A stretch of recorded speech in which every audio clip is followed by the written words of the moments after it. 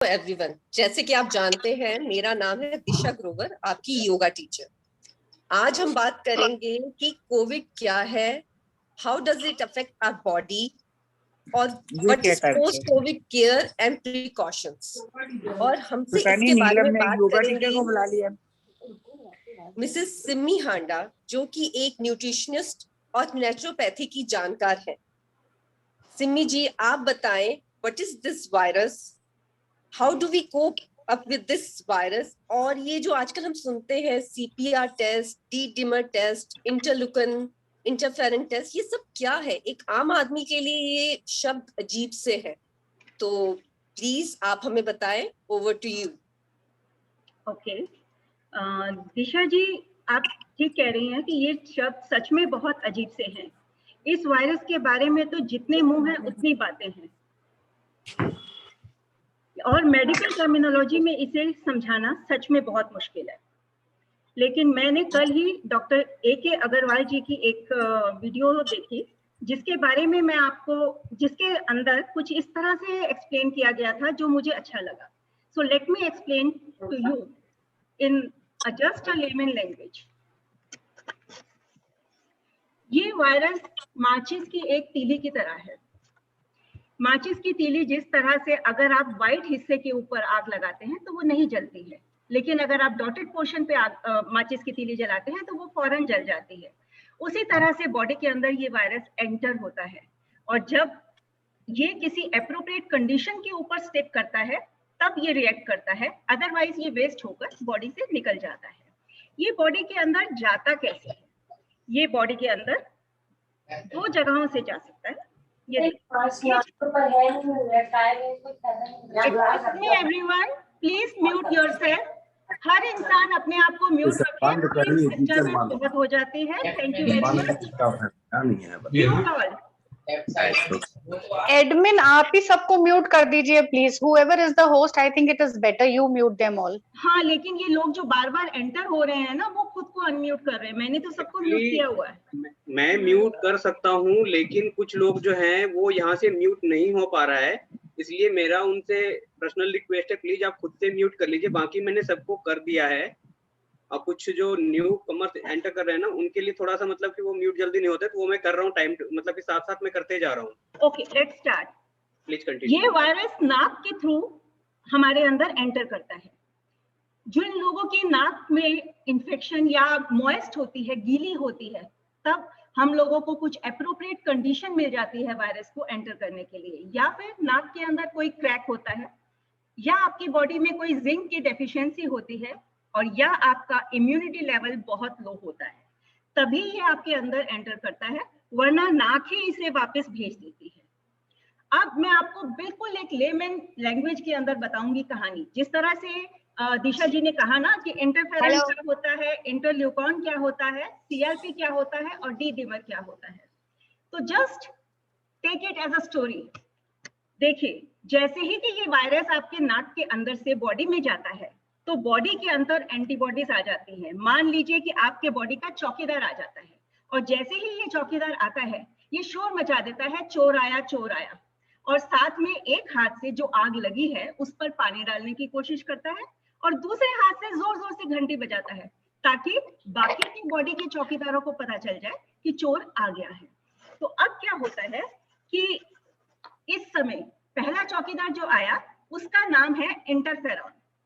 कुछ लोग कहते हैं ना कि मुझे तो सारी जिंदगी कभी जुकाम ही नहीं हुआ, वो इसीलिए क्योंकि उनके इंटरफेरॉन जो होते हैं बहुत स्ट्रांग होते हैं, और इसीलिए उनके अंदर कभी भी जुकाम जैसी चीजें आती ही नहीं है।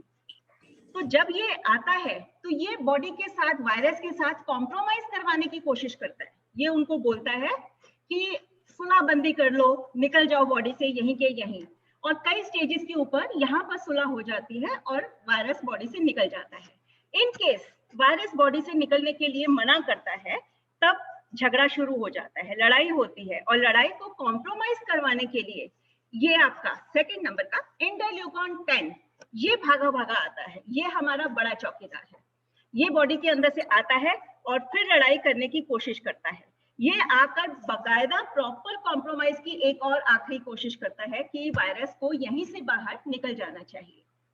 लेकिन जब ये देखता है कि झगड़ा बढ़ गया है और अब बहुत जबरदस्त लड़ाई होने की आशंका है, तो तीसरा इंटरल्यूकॉन 10 बुलाया जाता है। और ये जो इंटरल्यूकॉन 10 है, ये सबसे बड़े हेडक्वार्टर के अंदर कॉल करके तब आता है और तब आपको ये बताता है कि अब तो झगड़ा होगा, यानी कि हमारी इम्यूनिटी लड़ना शुरू कर देती है। अब ये जो हमारी इम्यूनिटी लड़ रही है ना, इस समय क्या होता है कि इंटरल्यूकॉन 10 जो है, ये लिवर को ऑर्डर देता है कि सीआरपी बढ़ा दो। सीआरपी बढ़ाने का मतलब मालूम है?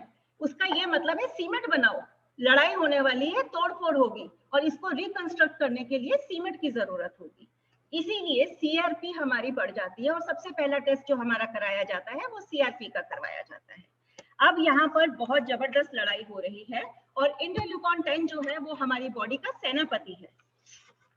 और ये जो सेनापति है, जब झगड़ा कर रहा था तब इसने पूरी कोशिश की, वायरस को 7 से 9 दिन के अंदर भगा दिया और बॉडी के अंदर लगी हुई आग को बुझा दिया। यानी कि वायरस 7 से 9 दिन में खत्म हो जाता है, लेकिन रह जाती है उसके पीछे सुलगती हुई आग। इस आग को बुझाने के लिए, यानी कि बॉडी को बाद में जो नुकसान हो गया, उस नुकसान को ठीक करने में बहुत लंबा टाइम लग जाता है। That is called post Covid condition, जिसको आपको बाद में ठीक करना होता है। अब आपने किस तरह से ठीक किया या किस तरह से वायरस को अपने ट्रीटमेंट किया, चाहे नेचुरोपैथी से किया, चाहे दवाइयां ले के किया, वो एक अलग बात है। पर जब ये आग बुझती है तो क्या होता है? जब भी कहीं आग लगती है तो बाद में राख बच जाती है और उस राख को डिस्पोज करना पड़ता है। यहाँ पर भी यही होता है कि ये जो राख बच गई, ये हमारे ब्लड के फ्लो में बहती है। इसी को कहते हैं डी-डिमर टेस्ट, यानी कि ये होते हैं प्रोटीन फ्रेगमेंट्स जो हमारे खून को गाढ़ा कर देते हैं। यहाँ शुरू होता है आपका पोस्ट कोविड केयर। देखिए, ये जो डी-डिमर आपकी बॉडी के अंदर खून को गाढ़ा कर रहे हैं, इसीलिए बहुत ज्यादा लोगों में ये समझ आती है कि कोविड ठीक हो गया था, उसके कुछ दिनों के बाद अचानक हार्ट का इश्यू हो गया, हार्ट के अंदर प्रॉब्लम आ गई, अटैक आ गया या कुछ और दिक्कत हो गई। वो क्यों होता है? वो इसीलिए होता है कि कोविड की मेडिसिन में स्टेरॉइड्स दिए जा रहे हैं आपको, और उन स्टेरॉइड्स के कारण आपका बॉडी के अंदर खून गाढ़ा हो जाता है। इसीलिए पोस्ट कोविड कंडीशन के अंदर डॉक्टर्स आपको इकोस्प्रिन देते हैं, जो आपको कम से कम 2 महीने 3 महीने खानी होती है according to your own condition. लेकिन अगर आप नेचुरोपैथी पे बिलीव करें तो हम आपको कहना चाहेंगे कि अदरक का एक छोटा टुकड़ा, गार्लिक का एक छोटा टुकड़ा और कच्ची हल्दी का एक छोटा टुकड़ा, ये तीनों चीजें मिलकर एक एस्प्रिन टैबलेट बन जाती है। अगर आप ये चीज हर रोज 3 महीने तक खाते हैं तो आपका खून कभी गाढ़ा नहीं होगा और पोस्ट कोविड कंडीशन के कारण आपको हार्ट अटैक या हार्ट की प्रॉब्लम नहीं आएगी। पहले आपको कोई हार्ट का इश्यू है तो वो अलग बात है, लेकिन पोस्ट कोविड में आपको ये प्रॉब्लम नहीं आएगी। इसके लिए आपको अपने खून को पतला करने की जरूरत है। अब कोविड जा चुका है, कोविड के बाद रह गई है कोविड की रेप्लिकेशंस। उसने जो बर्बादी की है उसको हमें हील करना है, और ये पोस्ट कोविड कंडीशंस 3 महीने में ठीक हो जाती है। और अगर 3 महीने से ज्यादा टाइम लगता है, कुछ लोगों में इसे 9 महीने भी लगते हैं, और अगर ये ज्यादा टाइम लगता है तो इसे हम लॉन्ग कोविड कहते हैं। देखिए, जैसे कि मैंने आपको पीछे बताया कि आपकी बॉडी के अंदर इंटरल्यूकॉन 6 आया था और उसने सबसे पहले लड़ाई शुरू की थी कोविड के वायरस के साथ। जब इंटरल्यूकॉन 6 आया था तो सबसे पहले वो ब्रेन में चला जाता है और वहां जाके बॉडी का थर्मोस्टेट खराब कर देता है। आपके घर में एयर कंडीशन होगा, थर्मोस्टेट खराब हो जाता है तो क्या होता है कि उसका टेम्परेचर किसी भी जगह पर अटक जाता है। यही होता है। लोग कहते हैं कि कोविड ठीक हो गया, पर आज भी मुझे 99.4 फीवर रहता है। मेरा कोविड तो जा ही नहीं रहा, 2 हफ्ते हो गए, 3 हफ्ते हो गए, 4 हफ्ते हो गए, 99.4 फीवर तो अभी भी आ रहा है। वो फीवर इसीलिए आ रहा है क्योंकि आपकी बॉडी का थर्मोस्टेट खराब हो गया है, और इसको हम ILS 6 फीवर कहते हैं इसको। और इसका एक ही ट्रीटमेंट है कि आप सब अपने अपने थर्मोमीटर मुझे कोरियर कर दीजिए। कोई जरूरत नहीं है बाद में इसे देखने के लिए, क्योंकि जितना आप इसे देखेंगे उतना ही आपके माइंड में ये इश्यूज चलेगा कि अभी तक कोविड ठीक नहीं हुआ, और बॉडी जब बहुत ज्यादा नेगेटिव सोचती है तो उसी तरह से वापस वो सिम्टम्स रिक्रिएट करने लग जाती है। वापस आपको ऐसा लगता है कि अभी तक फीवर तो ठीक नहीं हुआ, अब मुझे खांसी दोबारा आने वाली है, या अब मुझे कोई और सिम्टम दोबारा आने वाला है। तो आपको अपने माइंड को, साइकोलॉजी को बिल्कुल नहीं हिलने देना है, बिल्कुल इस गेम को खेलने नहीं देना है।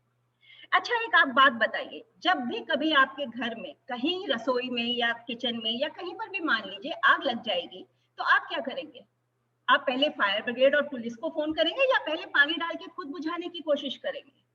आप पहले पानी डालकर खुद बुझाने की कोशिश करेंगे। और हम क्या करते हैं, पहले तो 2 दिन इसी बात में लगा देते हैं कि हाँ शायद गला खराब लग रहा है, थोड़ा सा पता नहीं हुआ है कि नहीं है, नहीं ठीक ही होगा।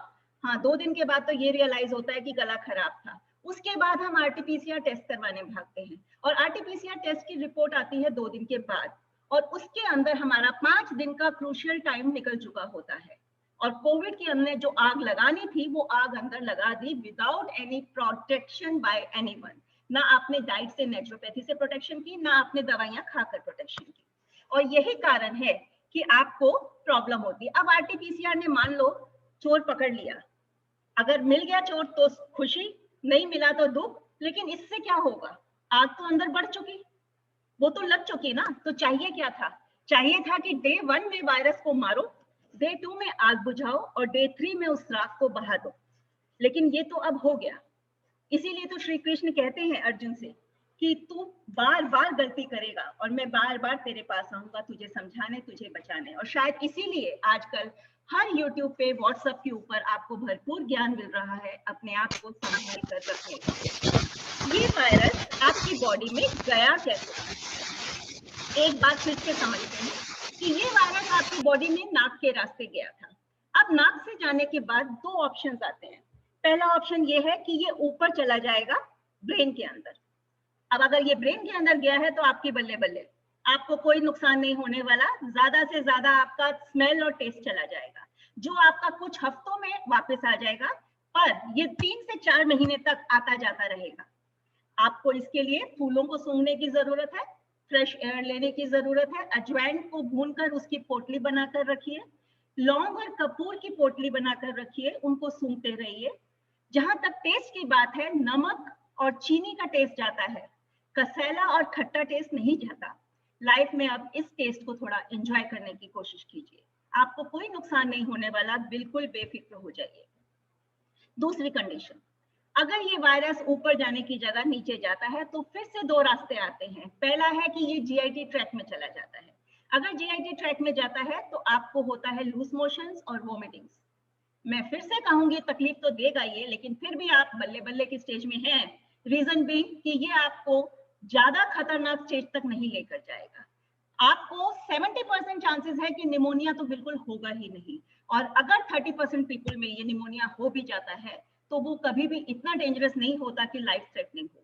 मुश्किल आएगी लेकिन वो मुश्किल गुजर जाएगी। अब अगर ये वायरस लंग्स में चला जाता है तब आती है असली प्रॉब्लम। पर आपको फिर ध्यान रखना चाहिए, लंग्स तक पहुंचने के लिए इसके पास 4 दिन पूरे थे जो आपने वेस्ट किए। आपके अंदर कोई भी सीरियस इशू तब आता है जब आप अपने आप को 100 घंटे से ज्यादा इग्नोर कर देते हैं कोई भी ट्रीटमेंट स्टार्ट करने से पहले। अगर आपने अपने आप को 100 आवर्स इग्नोर किया तभी ये डेंजरस होता है। और आपको मालूम है कि 25 मंजिल बिल्डिंग की तरह होता है आपका लंग्स। इसके अंदर अगर 50% भी डैमेज हो चुका है आपके कोविड की ट्रीटमेंट के दौरान, तो भी आप विद इन 3 मंथ्स वापस रिकवर कर सकते हैं। तो बिल्कुल परेशान होने की जरूरत नहीं है, बिल्कुल डरने की जरूरत नहीं है। कोविड से आप पार हो चुके हैं और अब आप बहुत ही एक सेफ जोन के अंदर है। लेकिन आपको अपनी अवेयरनेस को बढ़ाकर रखना होगा, अपने आप को, अपनी बॉडी को बिल्कुल अच्छे से ऑब्जर्व करना होगा। ठीक है, तो अब बात आती है आगे की। We should never lose hope. When the sun goes down, the stars come out. Recovery is a process. It takes time, patience, but the end result is always and extremely rewarding. आपको focus करना है alarming signals के ऊपर। क्या आपको कोई particular परेशानी आ रही है? अगर आ रही है तो आप अपने थेरेपिस्ट, जिससे भी आपने कोविड में ट्रीटमेंट लिया है, आपको इमीडिएटली कांटेक्ट करने की जरूरत है। आपका कोविड पीरियड ठीक हो गया तो उसके बाद भी अगर आप बिल्कुल एसिम्प्टोमेटिक थे, आपका 1 हफ्ते का रेस्ट इंपॉर्टेंट है, और अगर आपको सिम्टम्स ज्यादा थे तो आपको 1 महीने तक भी रेस्ट इंपॉर्टेंट है। आपको रेस्ट करना है, ये नहीं सोचना कि आप ठीक हो गए हैं और एकदम से एक्टिव लाइफस्टाइल में आ जाए। सिम्टम्स जो बाद में आते हैं वो ये है, फैटीग, बहुत ज्यादा थकान लगती है। लोग ड्यूटी ज्वाइन कर लेते हैं और 1 दिन की ड्यूटी ज्वाइन करने के बाद ही उनको लगता है कि अब उनसे कुछ नहीं होगा। वो बहुत ज्यादा थकावट महसूस करते हैं, बॉडी ड्रेन्ड आउट होती है।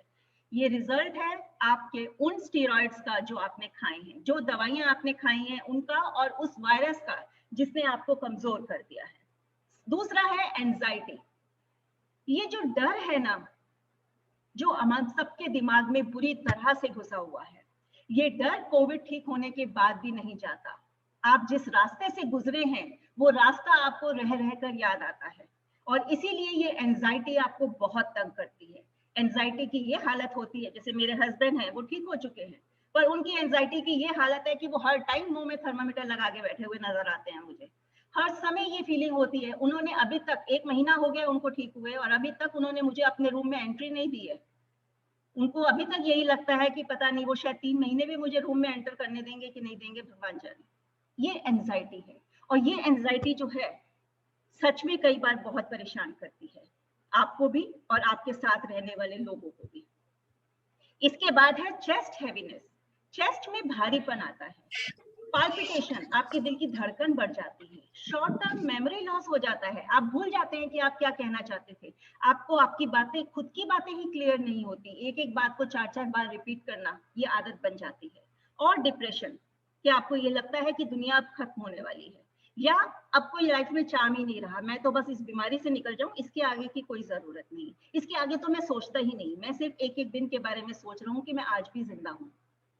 These are the symptoms which are reoccurring again and again, and सब लोगों को बहुत परेशान कर रहे हैं। ब्रीथलेसनेस के बारे में हमें आगे बहुत सारी बातें करनी है जो हम अभी करेंगे, पर हम पहले बात करते हैं शॉर्ट टर्म मेमोरी लॉस।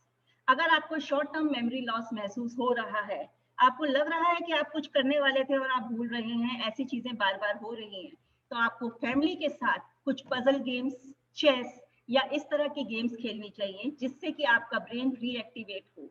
आपको एक्चुअली अपनी बॉडी को वापस रिक्रिएट करना है। इसके लिए आपको बार बार कुछ भी ऐसी चीजें करने की जरूरत है जिसमें ब्रेन की एक्टिविटी की जरूरत हो। अपने आप को इतना लाइफ में बोरिंग मत बना दीजिए जहां पर दिमाग का बिल्कुल इस्तेमाल नहीं होना, बिकॉज ये आपकी शॉर्ट टर्म मेमोरी लॉस को लॉन्ग टर्म मेमोरी लॉस के अंदर भी कहीं ना कहीं खींच कर ले जा सकता है। So you have to be very careful and recreate your memory very soon. अगली बात आती है हाइड्रेशन एंड एक्सरसाइज की। आपने जो भी दवाइयां खाई, जो भी टॉक्सिन्स क्रिएट किए, या आपने वायरस ने जो आपकी बॉडी में टॉक्सिन्स क्रिएट किए, उनको बाहर निकालना बहुत जरूरी है। और उनको बाहर निकालने के लिए आपको बहुत अच्छे से पानी पीकर हाइड्रेट रहना बहुत जरूरी है। आपको अपने बॉडी में सारे पैदा हुए टॉक्सिन्स को बाहर निकालना है और उन्हें रिमूव करना है। 10 से 15 मिनट की एक्सरसाइज, सिंपल वॉक शुरू करनी है, कोई जॉगिंग नहीं, कोई स्ट्रेसफुल एक्सरसाइज नहीं। ये सिर्फ आपका स्टेमिना बढ़ाने के लिए है। आपको बिल्कुल ऐसा कोशिश नहीं करनी कि आप बिल्कुल ठीक हो गए हैं और आप फिर से अपना वापस रूटीन में आ जाए। आप ध्यान रखें कि आपकी बॉडी इंटरनली बहुत वीक हो चुकी है और आपको उसको तैयार करना है, और खुशी से तैयार करना है, इस बात को एक्सेप्ट करते हुए कि हाँ, ये तो होना ही था। आप ट्रांजिट फेज में हैं। होता है ना, एक जगह से दूसरी जगह जब ट्रेवल करते हैं तो एक बीच में ट्रांजिट फेज भी आता है। तो आप कोविड से पोस्ट कोविड में ट्रांजिट फेज के अंदर है, और इस ट्रांजिट फेज में आपको अपने आप को किस तरह से संभालना है, अब हम यही बातें आपको बताने वाले हैं। पहली बात मैंने आपको बताई कि आपका थर्मोस्टेट खराब हो गया है, उसको आपने ठीक रखना है। दूसरी बात मैंने आपको ये बताई कि आपको अपने खून पतला करने की जरूरत है, ताकि ये खून की जो इशू है, जो खून में गाढ़ापन आ गया है, ये आपको कहीं आगे चलकर परेशान ना करे। तीसरा, नॉर्मली लोगों के अंदर देखा गया है कि हीमोग्लोबिन कम हो जाता है। हीमोग्लोबिन बहुत नीचे चला जाता है, इसके लिए आपको एक हेल्दी डाइट लेने की जरूरत है जिसमें बीटरूट और ग्रीन्स इंपॉर्टेंट है। आप काले तिल भी ले सकते हैं हीमोग्लोबिन को बढ़ाने के लिए। कैल्शियम बहुत इंपॉर्टेंट है। इसके बाद डॉक्टर्स जब दवाई देते हैं, दवाई खत्म होने के बाद पोस्ट कोविड स्टेज में आपको विटामिन लेते रहने के लिए कहा जाता है। हम आपको नेचुरल विटामिन की बात कर रहे हैं because we are naturopaths and we don't talk about medicine at all. तो आपको कैल्शियम लेते रहने की बहुत जरूरत है क्योंकि इस ट्रीटमेंट के अंदर आपको स्टेरॉइड्स दिए गए हैं और स्टेरॉइड्स के, हेलो, किसी का ऑडियो ऑन है, प्लीज बंद कर दीजिए। किसी को जो भी स्टेरॉइड्स लेते हैं लोग, वो सभी लोग हमेशा बोन्स के ऊपर उनकी बॉडी में इम्पैक्ट आता है। जब भी कोई स्टेरॉइड्स लिया जाता है बोन्स वीक हो जाती हैं। तो आपको बहुत ध्यान रखने की जरूरत है अपने कैल्शियम और विटामिन डी की डोजेस के ऊपर। सफेद तिल लीजिए, ग्रीन्स लीजिए, गोभी के पत्ते, शलगम के पत्ते, मूली के पत्ते, जिस तरह के पत्ते आपको अवेलेबल हो जाए इस सीजन में, जिस भी तरह के आपको पत्ते मिलते हो वो पत्ते आप रोटी में आप बनाकर खाइए, सैलेड्स में खाइए, किसी भी तरह से खाइए। मैक्सिमम ग्रीन आपको लेना है। आपको अपना ब्लड, अपनी बोन्स दोबारा रिक्रिएट करनी है। स्लीप इशू आ जाते हैं बहुत लोगों में, नींद की बहुत प्रॉब्लम आ जाती है क्योंकि एंजाइटी तंग कर रही है, वो फोबिया तंग कर रहा है, जिस चीज से वो होके गुजरे हैं और ठीक होकर निकल आए हैं। ये मीडिया तंग कर रहा है कि वो मौतें नजर आ रही हैं और ये लग रहा है कि हाय राम मैं बच गया उससे, पर दिल मान नहीं रहा अभी भी कि हाँ मैं बच गया उससे। आपको उन सब एंजाइटीज को अब छोड़कर अपनी तरफ कंसंट्रेट करना है। प्लीज सिर्फ और सिर्फ अपनी तरफ कंसंट्रेट कीजिए। इस समय थोड़ी देर के लिए दुनिया को भूल जाइए। आपके लिए स्लीप बहुत इंपॉर्टेंट है क्योंकि यही आपकी बॉडी को वापस ठीक करेगी, आपको वापस रिक्रिएट करेगी, क्योंकि सोते समय ही आपके बॉडी के सेल्स वापस बनते हैं। जो प्रोटीन डैमेज हुआ है वो डैमेज दोबारा रिपेयर होती है। इसके लिए 3 ऑप्शंस में आपको 2 ऑप्शंस दे रही हूँ। एक है केसर टी। केसर के कुछ स्ट्रैंड्स लीजिए, पानी में बॉईल कीजिए और सोने के टाइम इन्हें लीजिए। आप काफी रिलैक्स फील करेंगे। ये स्ट्रेस के लिए भी बहुत अच्छे हैं और नींद के लिए भी बेटर है। दूसरा आता है बनाना टी। बनाना टी कैसे लेनी है? आपने केला लेना है, केले के ऊपर और नीचे की दोनों जो साइड्स होती हैं वो काट देनी है। छिलके समेत केले के 3 टुकड़े करने हैं। इसको आपने 1 गिलास पानी के अंदर उबालना है जब तक कि ये 1 कप रह जाए। अब इसको आपने पूरा जब बॉईल करके आधा रह गया तो इस केले का आप कुछ करना चाहे वो आपकी श्रद्धा है। आपने ये वाली चाय पीनी है सोने से पहले। ये बहुत ही ज्यादा रिलैक्सिंग होती है और आपको बहुत आराम देती है और एक अच्छी पीसफुल स्लीप देती है। स्टमक इश्यूज को अवॉइड करना है, आपको हल्का खाना खाना है। कहीं से भी आपको कभी भी पेट में सख्ती महसूस ना हो, ऐसी चीज नहीं खानी है। पेट सॉफ्ट रहना चाहिए। आप मेरी DIP डाइट के ऊपर जा सकते हैं, वीडियो के ऊपर, और उसके अंदर आप देख सकते हैं कि कैसे मैंने वेट पैक एक्सप्लेन किया था। पेट पर 40 मिनट्स का वेट पैक आपको डेली लगाना है। आपको ये पेट की सारी गर्मी को निकालेगा, जो दवाइयों ने गर्मी दी है और जो आपकी खाना आपको गर्मी दे रहा है उन सबको निकालेगा और आपको पेट को सॉफ्ट रखेगा। गैस्ट्राइटिस बिल्कुल नहीं बनने देना है। अगर गैस्ट्राइटिस होता है तो अमृत धारा एक नेचुरल सप्लीमेंट है जो शायद 25 या 30 रुपए का आता है और इसकी 1 बूंद या 2 बूंद पानी में डालें तो आप इमीडिएटली रिलीफ महसूस कर सकते हैं। इसके अलावा नेचुरोपैथी ट्रिप ये है कि कच्चे चावल के 8-10 दाने धोकर आप मुंह में सुबह सुबह खाली पेट चबाकर खा लें। ये भी गैस्ट्रिक प्रॉब्लम्स को रिलीज करती है। इसके बाद आती है क्लैपिंग। मिनिमम आपको पूरा हथेली मिलाते हुए 101 बार क्लैपिंग जरूर करनी है, क्योंकि आपके सारे एक्यूप्रेशर पॉइंट्स इससे दबते हैं और आप सारे एनर्जी लेवल्स को वापस रिक्रिएट कर सकते हैं। अपने घर में कुछ इनडोर प्लांट्स कल्टीवेट जरूर करें जिससे कि आपका ऑक्सीजन लेवल इंप्रूव करे। अब आती है कुछ टेस्ट जो आपको करने हैं। आपका कोविड ठीक हो चुका है, लेकिन पोस्ट कोविड फेज में ये टेस्ट अगर आप करते रहें तो आपके लिए बहुत अच्छा है। एंड आई विल एडवाइस कि इसको आप करते ही रहें, कोई नुकसान नहीं है, पर कम से कम 3 महीने जरूर करें। आपको 6 मिनट का वॉक टेस्ट करना है। 6 मिनट के अंदर आपको 500 मीटर तेज चलना है और आपने देखना है कि 6 मिनट में आप 500 मीटर चलते हैं तो क्या आप हांफने लगते हैं, क्या आपका सांस चढ़ता है, और अगर ऐसा नहीं है then you are in very safe zone. But हाँ, अगर आपको नी इश्यू था या 6 मिनट में 500 मिनट की स्पीड आपकी पहले ही नहीं थी, तो आपकी जो भी स्पीड थी, तो क्या आप उतना चल पा रहे हैं बिना हांफे या बिना सांस चढ़े? तो आप एक सेफ जोन में हैं। इस टेस्ट को आप कॉन्टिन्यूसली कुछ टाइम के बाद करते रहिए, या इसको अपने डेली हैबिट्स का हिस्सा भी बना सकते हैं। ब्लो टेस्ट, जब भी पानी का गिलास पकड़े, उसके अंदर एक स्ट्रॉ डालें और उस स्ट्रॉ से उस स्ट्रॉ को ब्लो करें। ये पानी उछलेगा, जितना ये पानी उछलेगा उतना ही आपके अंदर ऑक्सीजन लेवल है। और ट्राई करें कि इस ऑक्सीजन लेवल जहां तक पानी अभी उछला था उससे और थोड़ा ऊपर उछले अगली बार, उसके बाद उसकी अगली बार थोड़ा और ज्यादा उछले। इसके बाद है स्टॉप वॉच टेस्ट। आपके पास मोबाइल होगा, मोबाइल के अंदर स्टॉप वॉच है। आप एक लंबी गहरी सांस लें, स्टॉप वॉच ऑन करें और 25 सेकंड तक आपको सांस रोकनी है। अगर आप 25 सेकंड सांस रोक सकते हैं तो आप सेफ जोन में हैं, वरना आपको और कुछ एक्सरसाइजेस की जरूरत है जो हम आगे बताने वाले हैं। प्लीज सब लोग म्यूट रखें।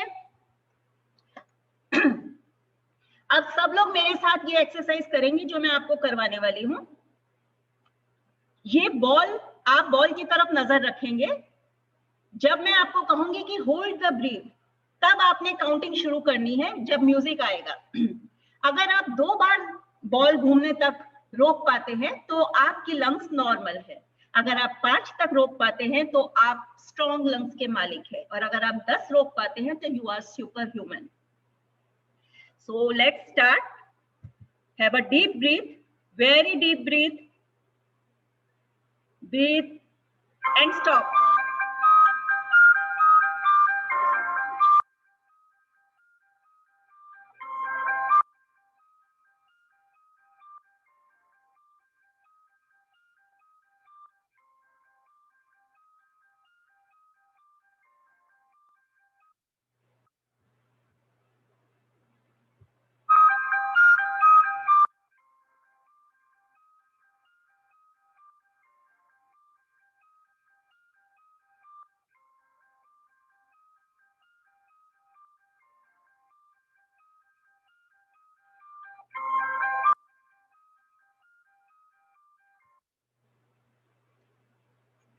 सब लोग खुद चेक कर सकते हैं कि उनका लंग्स का कितना इशू है और कितना इशू नहीं है।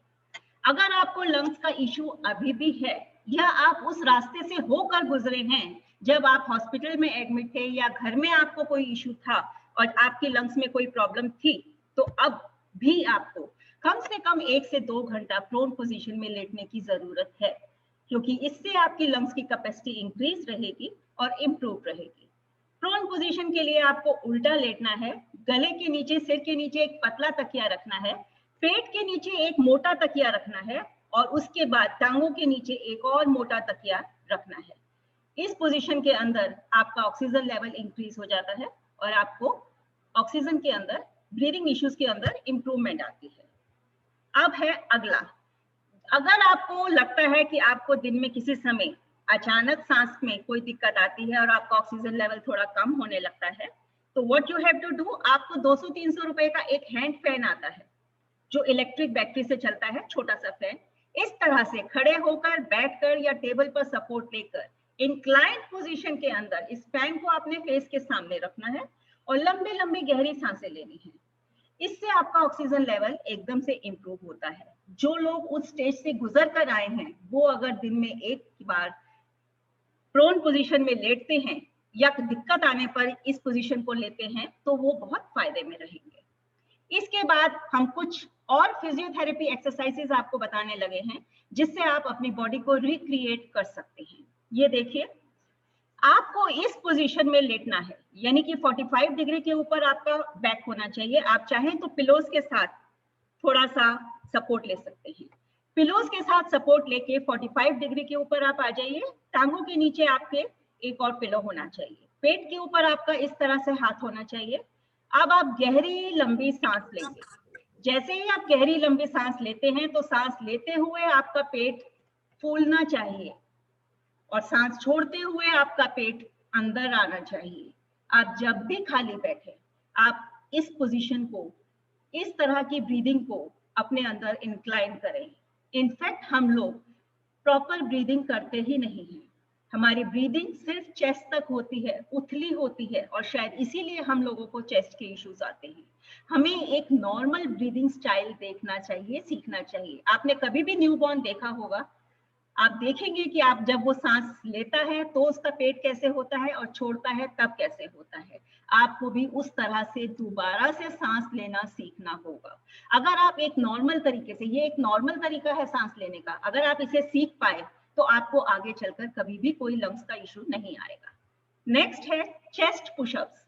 दीवार के सहारे हाथ लगाकर आप ऐसे खड़े होंगे and then you have to have a pushup.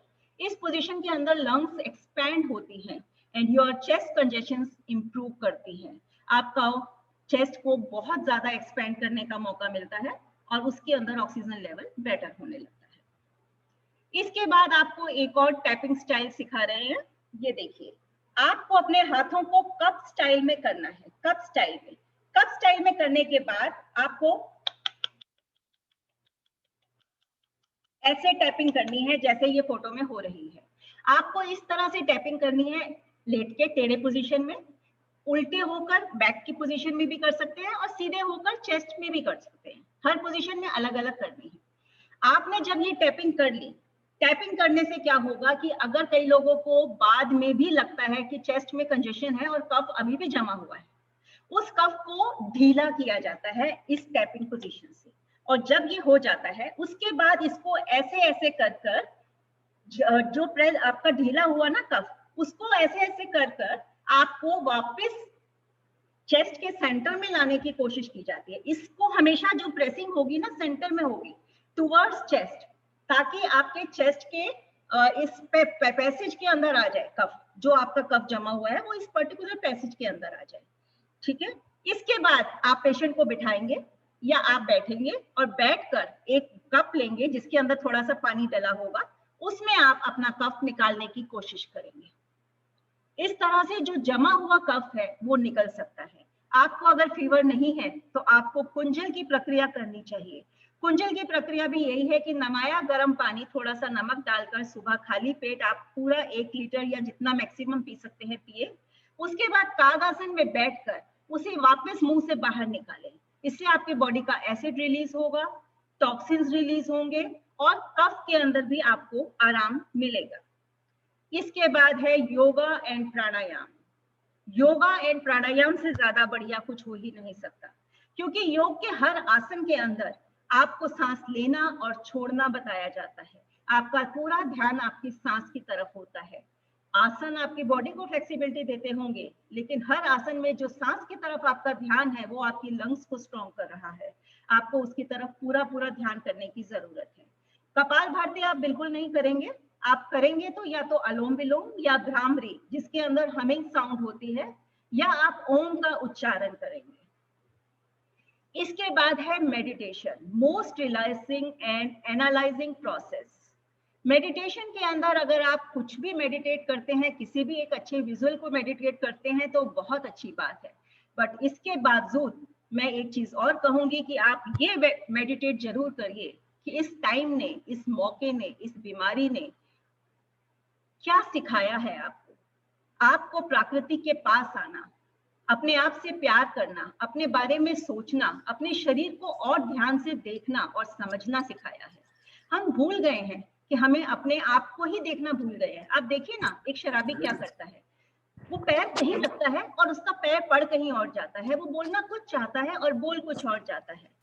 यही इशू है। अब देखिए, मैक्सिमम घरों के अंदर जब झगड़े होते हैं तो हम यही बोलते हैं कि मेरा ये मतलब नहीं था, मैं ये नहीं बोलना चाहता था। ऐसा क्यों होता है? क्योंकि हमारी अवेयरनेस खत्म हो गई है।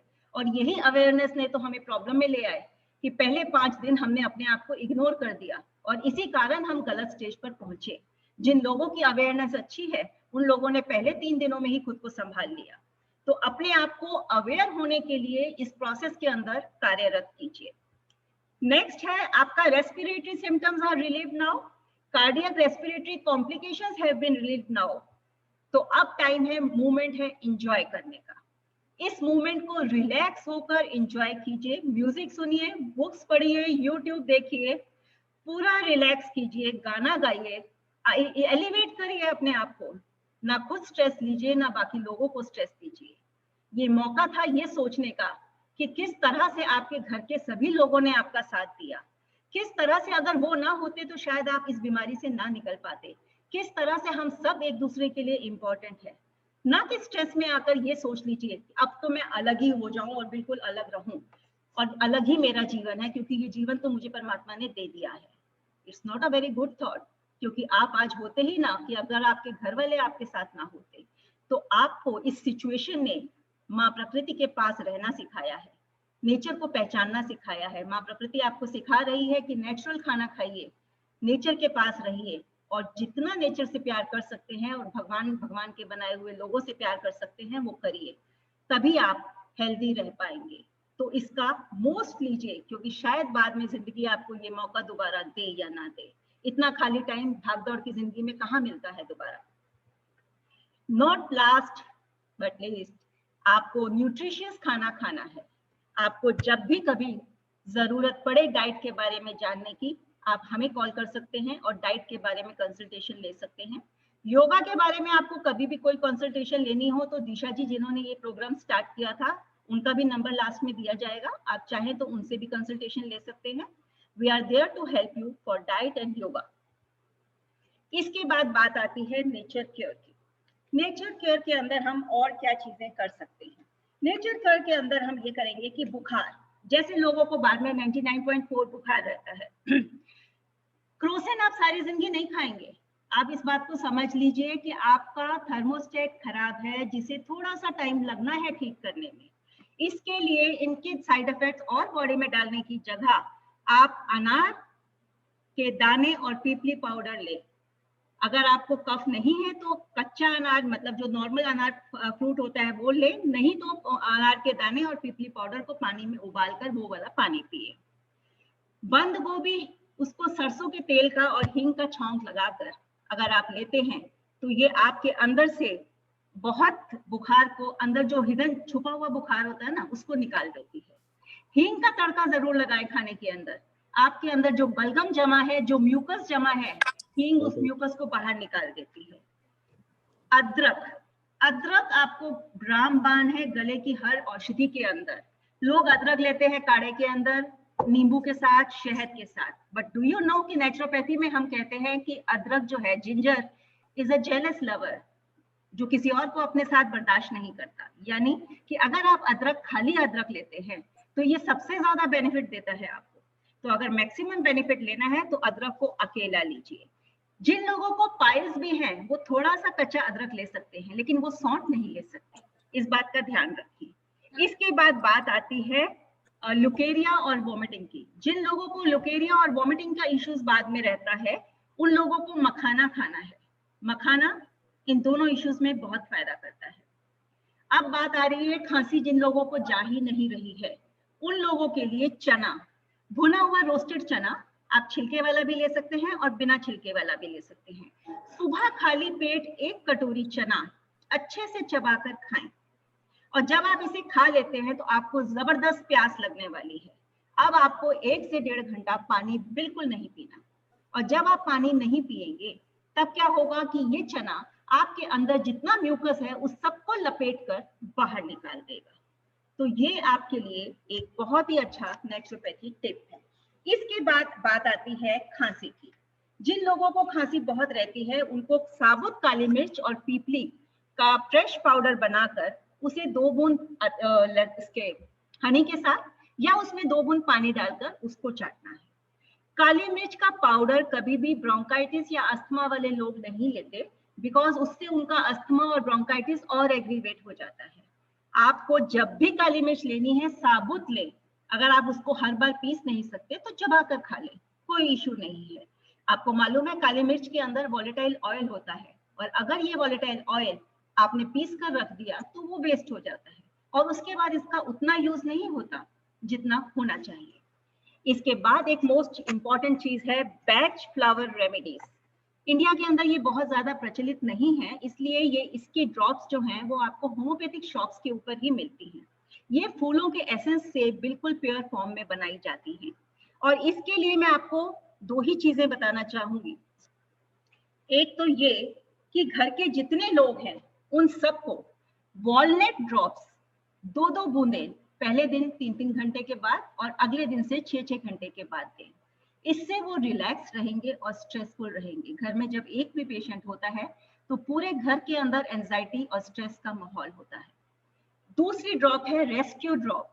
ये रेस्क्यू ड्रॉप जो है ये आपको पेशेंट को देनी है जो खुद एंजाइटी का शिकार है, जो सिर्फ कोविड के दौरान नहीं, पोस्ट कोविड और ज्यादा एंजाइटी का शिकार है, क्योंकि इस समय वो डिप्रेशन में है। वो समझ नहीं पा रहा कि वो डिप्रेशन में है, पर वो स्ट्रेस में है और उसे ये लग रहा है, विश्वास नहीं हो पा रहा कि मैं उस दौर से निकल आया हूँ, मैं बच गया हूँ। वो अपने आप को अभी तक एक्सेप्ट ही नहीं कर पा रहा।